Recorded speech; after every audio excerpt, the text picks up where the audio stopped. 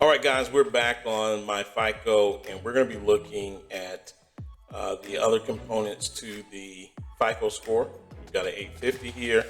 The next component that we're going to look at is length of credit history. Now, you'll notice that with length of credit history, I don't even have an exceptional score like I do in payment history and amount of debt. I've got a very good score. It has a 15% impact on my total credit score.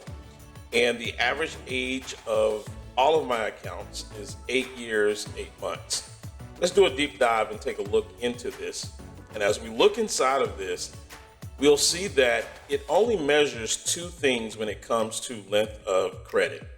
It does the average age of accounts. And so what you're looking at there is adding up all of the ages of my credit cards, my accounts here, and it's dividing it and coming up with an average. And then we have the age of the oldest account, which in my case, 18 years, 5 months.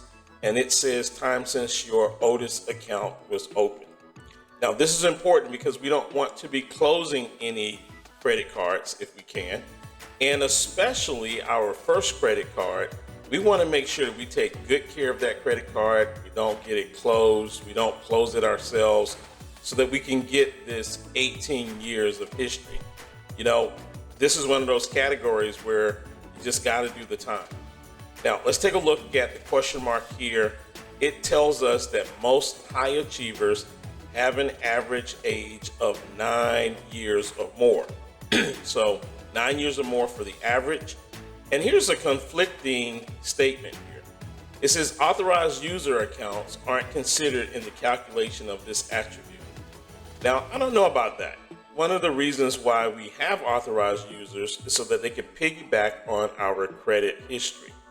And length of credit is one of the things that we want our authorized users to actually get. So this is a little confusing, not sure if this is totally correct, but on average, 9 years.